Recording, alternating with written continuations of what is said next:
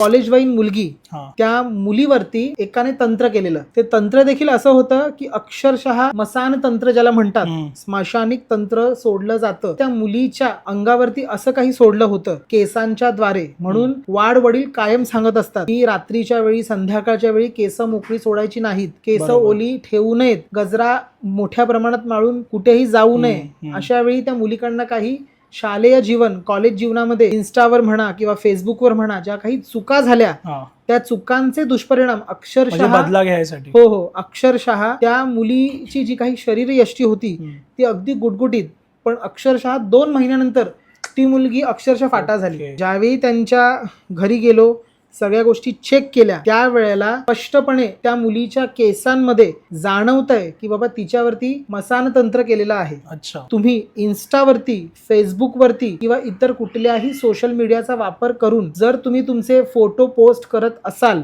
तर ते करणं थांबवा. कारण लोकांना कायम तुमचं दुःख बघायला आवडतं. तुम्ही सुखामध्ये जे आहात ना, ते फक्त तुम्ही तुमच्या चौकटीत, तुमचे आई वडील, तुमचा भाऊ बहीण आणि तुमची बायको. पण तुम्ही फाटकी चप्पल घातली ना, हे तुम्ही सोशल मीडियावर दाखवा. लोकांना तुम्ही दुःखी आहात हे बघणं म्हणजे लोकांचा आनंद आहे. पण तुम्ही सुखी आहात हे जेव्हा लोकांना कळतं ना, त्यावेळेला लोक तुमचं सुख बघून दुःखामध्ये पडतात की अरे ह्याचं चांगलं कसं चाललंय. त्या मुलीच्या घरी जेव्हा आम्ही गेलो त्यावेळी काही विशिष्ट परीक्षण केले गेले. इवन तिच्या केसांवरती तसा एक प्रत्येक शरीराच्या अंगाचा एक महत्वपूर्ण भाग असतो. काही रिच्युअल्स आहेत ते प्रॉपर पार करायला सांगितले. ओके. आणि काही विशिष्ट पूजा होत्या त्या देखील त्यांना करायला सांगितल्या.